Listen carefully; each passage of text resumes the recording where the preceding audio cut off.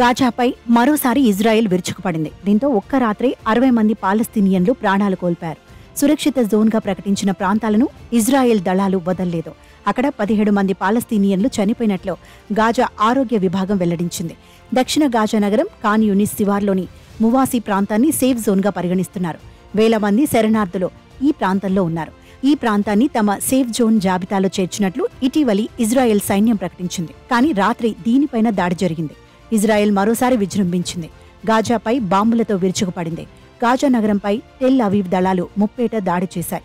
Hamas ఉగ్రవాదుల లక్ష్యంగా బాంబులు క్షిపణులతో విరుచుకుపడ్డాయి. దీంతో భారీ భవనాలు నేలమట్టమయ్యాయి. నగరానికి 3 వైపుల నుంచి బాంబు దాడులు, మరోవైపు సముద్రం. ఈ భయానక పరిస్థితుల్లో ఎటువైపు వెళ్లాలో తెలియక స్థానికులంతా రోడ్లపై పరుగులు తీశారు. ప్రాణభయంతో ఇళ్ల నుంచి బయటకు వచ్చేసి రోడ్ల పక్కనే నిద్రించారు. అక్టోబర్ 7 తర్వాత ఇజ్రాయెల్ చేసిన దాడుల్లో ఇదే అతిపెద్ద దాడిగా తెలుస్తోంది. ఇజ్రాయెల్ హమాస్ మధ్య కాల్పుల విరమణకు ఖతార్, అమెరికా ప్రయత్నాలు ముమ్మరం చేస్తున్న వేళ ఇంత భారీ స్థాయిలో టెల్ అవీవ్ సేనలు విరుచుకుపడటం భయాందోళన కలిగిస్తోంది. ఇజ్రాయెల్ దాడుల్లో పదుల సంఖ్యలో ప్రజలు ప్రాణాలు కోల్పోయినట్లు తెలిపింది. గాజా తూర్పు ప్రాంతంలోని దరాజ్, రఫాతో పాటు పశ్చిమ దిక్కున ఉన్న సర్బా, రిమాల్ ప్రాంతాల్లో కాల్పుల తీవ్రత ఎక్కువగా ఉందని పేర్కొంది.